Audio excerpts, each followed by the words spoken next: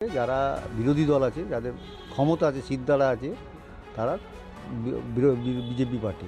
যারা ক্ষমতায় আসতে পারে, এই তৃণমূল সরকারকে উৎখাত করার ক্ষমতা আছে, তাদের সঙ্গে যুক্ত হয়ে এই তৃণমূল সরকারকে উৎখাত করে আমরা ন্যায় বিচার যেমন ছিনিয়ে আনছি এবং পশ্চিমবঙ্গের নারী সুরক্ষার যে জায়গাটা, সেই জায়গাটা আরও শক্ত করা এবং শিল্প উন্নয়ন, এটা আমরা দেখতে চাই।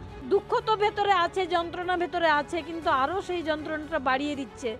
আমি সেই জন্য কালকে ডিসাইড করেছি, আমি নিজেই ফোন করে জানিয়েছি যে আমি প্রার্থী হতে চাই। আমার মেয়েকে কেউ ভোটের ইউজ করুক, সেটা আমি চাই না। আমি মা হিসাবে সেটা চাই না। সেই জন্যই আমি বিজেপিতে যোগ দিতে চাই। নারী সুরক্ষা এবং শিক্ষা আর দুর্নীতি, এগুলো আমি দূর করতে চাই। মেয়ের ন্যায় বিচারের জন্য বিজেপির সাথে থাকা দরকার, এটা মনে করছেন অভয়ার মা। হ্যাঁ, ঠিকই বলেছেন। আজকে উনি যে এই সাহস নিয়ে এগিয়ে এসেছেন, এটাই দরকার ছিল। সূত্রের খবর, উনি পানিহাটিতে দাঁড়াতে চলেছেন। এক্ষেত্রে সকলকে একসাথে ঐক্যবদ্ধ হতে হবে, আর তৃণমূল কংগ্রেসকে কোনো সুযোগ দেওয়া যাবে না। কারণ ওনার অত্যাচারে সবাই অতিষ্ঠ হয়ে গেছে। নবান্ন অভিযান করে, কালীঘাট অভিযান করেও যখন কোনো সমাধান পাননি, সেক্ষেত্রে তোলামূলের সরকারকে ফেলার এটাই একমাত্র ওষুধ। মানুষ কেউ ভোলেনি আরজিকর কাণ্ড, অভয়ার কথা। কিভাবে ডিউটিরত অবস্থায় একজন মহিলা ডাক্তারকে নির্মমভাবে মেরে দেওয়া হলো, গোটা বিশ্ব তার সাক্ষী আছে। মুখ্যমন্ত্রীর রাতে মিনিট টু মিনিট পুলিশের সাথে কথা বলা, পানিহাটির শ্মশানে তড়িঘড়ি দেহটাকে পুড়িয়ে দেওয়া, তথ্য প্রমাণ লোপাট করা, একজন মাকে সন্তানহারা করে দেওয়া, এর সব কিছুর কৈফিয়ত নেওয়ার সময় এসে গেছে। ওনার হারাবার মতো আর কিছুই নেই।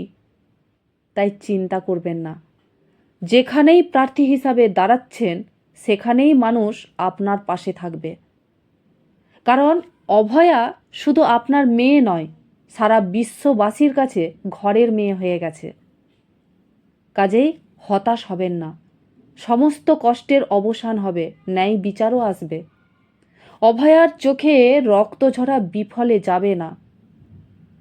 তার জন্য আমাদেরকে তৃণমূল কংগ্রেসের আগে চন্দ্রবিন্দুটা বসানোর জন্য সঠিক জায়গায় ভোটটা দিতে হবে।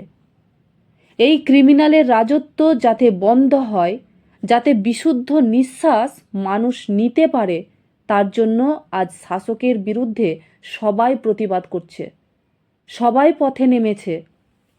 এই লড়াইটা যেমন আপনারও, তেমনি বাংলার প্রতিটি মানুষেরও।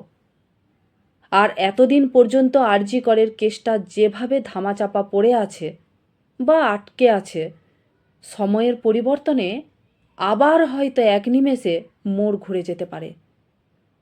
কারণ এই সব কেসে লড়তে গেলে না, সাপোর্টার চাই। আর বিজেপি সরকার এলে তবেই সেই সব কিছু সম্ভব হবে। তবেই হয়তো আসল দোষীদের সন্ধান পাওয়া যাবে। সেদিন কারা কারা এই ঘটনার সাথে সত্যি যুক্ত ছিল, তার আসল খবর প্রকাশ্যে আসবে এবং এর মাথা কে, সেটাও জানা যাবে।